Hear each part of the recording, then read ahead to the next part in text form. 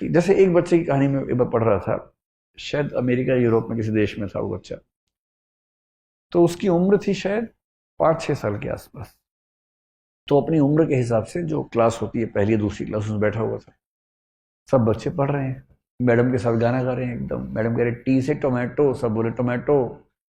ये सो रहा है आराम से। तो टीचर ने उसको बड़ा समझाया, पुचकारा, धमकाया कि भाई क्लास में पार्टिसिपेट करो। ये करता ही नहीं था। हालत ये हो गई कि स्कूल ने कहा कि भाई ये चल नहीं पाएगा। ये तो एडिसन के साथ भी ऐसा ही हुआ था। और बाद में जब टेस्ट किया उस बच्चे का आईक्यू आईक्यू निकला 200 के आसपास। और तब पता लगा कि उस बच्चे का मेंटल लेवल 10वीं क्लास का हो चुका था। बिठाया था पहली क्लास में। आप बता रहे टी टोमेटो, उसका दिमाग जोमेटो भी सीख चुका है। जैसे उसको 10वीं क्लास में भेजा, मतलब वो 1 साल का क्लास जो है वो 1 महीने में आराम से कर लेता था। 8-10 साल की उम्र में यूनिवर्सिटी में चला गया, 12-15 में प्रोफेसर बन गया। अब है ऐसा आईक्यू तो क्या करे, किसी किसी का होता है। और आईक्यू में दिक्कत यह कि आईक्यू हमारे चाहने से नहीं बढ़ेगा। आईक्यू में बड़ी मात्रा इस बात की है कि आपको जेनेटिकली, बायोलॉजिकली कितना आईक्यू मिला। हाँ, एक रेंज के अंदर थोड़ा बहुत हम कोशिश से बढ़ा सकते हैं, लेकिन अभूतपूर्व परिवर्तन उसमें करना चाहें, आमूलचूल बदलाव करना चाहें तो नहीं कर सकते। तो अगर आपको मैथमेटिशियन बनना हो, जैसे रामानुजम का नाम आपने सुना होगा, है ना? तो रामानुजम होने की शर्त है कि आपका आईक्यू बहुत ही खतरनाक स्तर पे होना चाहिए। बड़ा साइंटिस्ट बनना हो, एपीजे अब्दुल कलाम जैसा, तो आपका आईक्यू बहुत खतरनाक होना चाहिए। या न्यूटन या आइंस्टीन बनना हो तो आईक्यू चाहिए बहुत ही खतरनाक। फिलोसफर बनना हो बहुत खतरनाक, जैसे हम भारत में शंकराचार्य का जिक्र करते हैं। 32 साल की उम्र में उनकी मृत्यु हो गई, जितने में अटेम्प्ट खत्म नहीं होते लोगों के। और ऐसी फिलोसफी दे के गए हैं कि मतलब 1500 साल होने वाले हैं, कोई हिला नहीं पा रहा अब तक। 32 साल की उम्र में जिस व्यक्ति की मृत्यु हो गई। आईक्यू कितना रहा होगा? उस समय आईक्यू टेस्ट नहीं होते थे, सीधी सी बात है। होता तो मेरा ख्याल है कि 200-250 का मामला रहा होगा उनका। जब आईक्यू बहुत तेज होता है ना, आप इतना तार्किक सोचते हैं, इतना दूर का सोचते हैं, इतना तेज सोचते हैं कि फिर आपके साथ काम करने में सबको मजा आता है। और पीएम क्यों नहीं चाहेगा कि उनके पास ऐसा एक चीफ सेक्रेटरी हो या ऐसा कैबिनेट सेक्रेटरी हो जिसका आईक्यू बहुत शार्प हो, बात कहने से पहले समझ जाता हो, बात पूरी होते होते सॉल्यूशन सामने लाके दे देता हो कि ये सॉल्यूशन है इस चीज का। पीएम कह रहे हैं कि मैं 4 फैक्टर सोच पा रहा हूँ, क्या नहीं सर 18 फैक्टर्स हैं, ये 18 फैक्टर्स हैं, इनके बीच में ये मैट्रिक्स है, ये सॉल्यूशन बेस्ट है। और पीएम गदगद है कि वाह यार क्या आदमी है। तो एक चीज सफलता में आईक्यू है। तो एक पक्ष तो ये हो गया। अब आईक्यू से अगर आगे निकलें और देखें कि कौन सी दूसरी चीज है जिस पर आपको गौर करना है, और वो चीज जिसको आप अपने हिसाब से मैनेज कर सकते हैं। एक शब्द आपने सुना होगा, इमोशनल इंटेलिजेंस। कुछ लोग इसको ईक्यू भी आजकल कहने लग गए हैं। इमोशनल इंटेलिजेंस या इमोशनल कोशिएंट, ये क्या चीज होती है? कभी आपने इस पर गौर किया है? और ये चीज आपके पाठ्यक्रम में भी है, यूपीएससी में मुझे ही पढ़ाना होता है, वो वाला टॉपिक इथिक्स में आता है। और जो दूसरी चीज है उसको बोलते हैं इमोशनल इंटेलिजेंस, और कुछ लोग इसके लिए एक शब्द करते हैं इमोशनल कोशिएंट। इमोशनल कोशिएंट सुन के कुछ लोग सोचते हैं कि जो जितना ज्यादा इमोशनल है उसमें उतना ज्यादा इमोशनल कोशिएंट है। ऐसा बिल्कुल नहीं है, हरगिज नहीं है। इसलिए अगर आप बहुत इमोशनल हैं और आपकी पलकों पर हमेशा आंसू तैयार रहते हैं, तो इसका मतलब है कि आपका इमोशनल इंटेलिजेंस का लेवल कम है, न कि ज्यादा है। तो लेकिन इस बात से रोना नहीं है, कहीं इसी बात से रोना शुरू कर दें आप, है ना? मैंने सिर्फ ये बताया कि वैसा नहीं होना है, इसका मतलब समझ लें कि इसका मतलब क्या है। आप में से कितने ऐसे बच्चे हैं जो मतलब जरा सा कुछ हो और खटाक से आंसू निकलने लग जाते हैं? हाथ खड़ा करो, शर्मा मत, एकदम शर्माने का कोई मामला है नहीं। बहुत बढ़िया। मुझे खुशी ये हुई कि 5-6 लड़कों ने भी हाथ खड़ा किया है, वरना हमारे समाज में एक मान्यता है कि रोने पर एकाधिकार लड़कियों का है और नहीं रोने पर मर्दों का है। और मर्द फिल्म में एक डायलॉग था, मर्द को दर्द नहीं होता।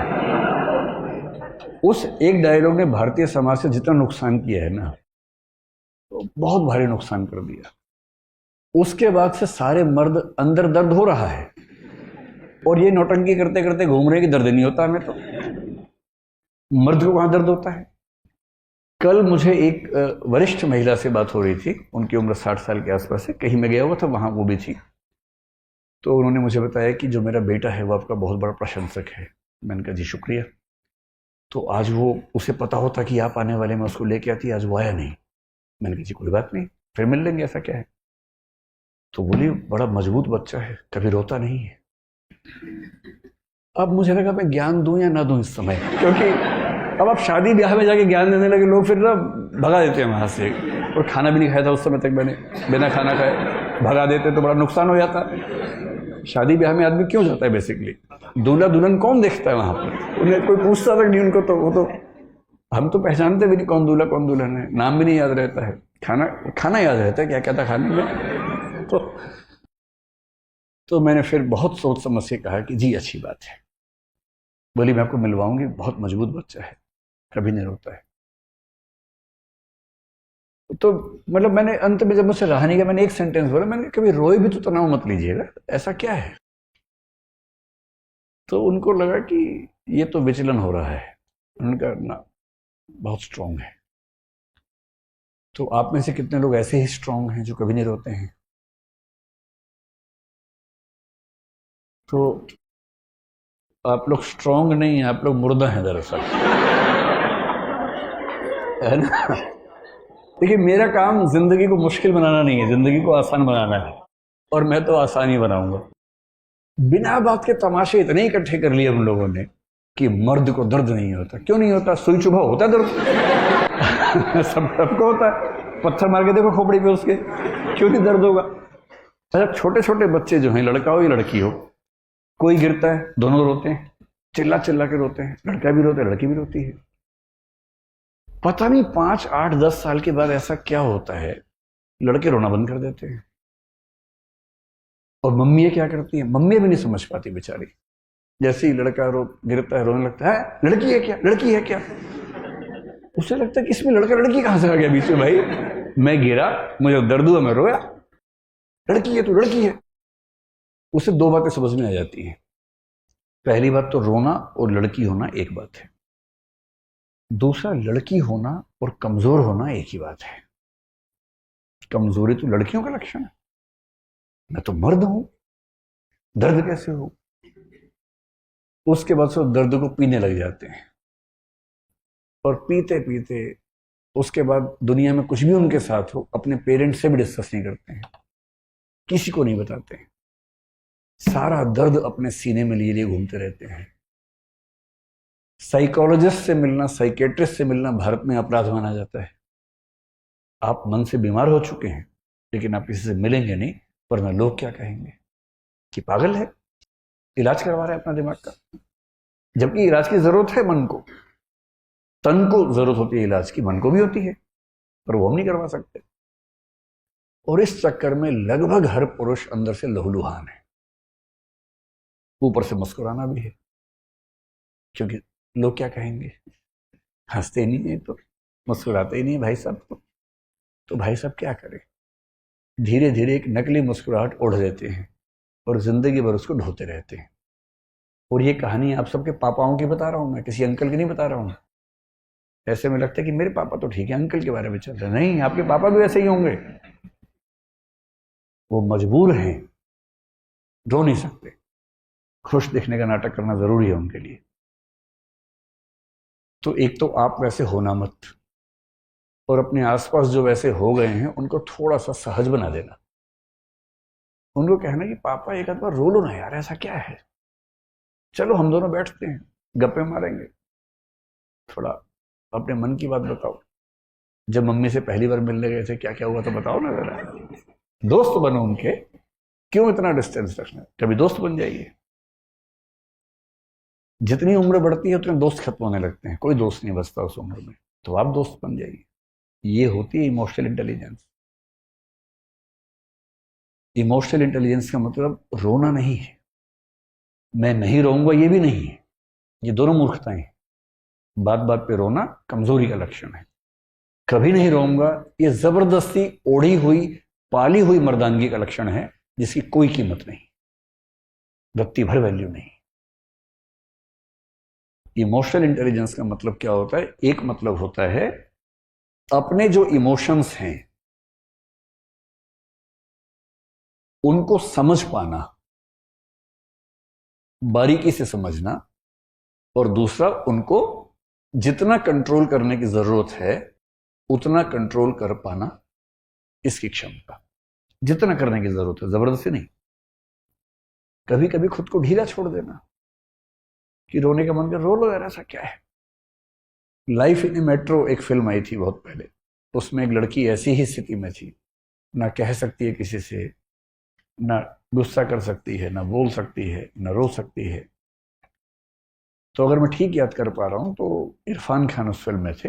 इरफान खान उसको ले गया टंकी के ऊपर, पानी की टंकी थी, छत थी, पता नहीं क्या था कुछ था।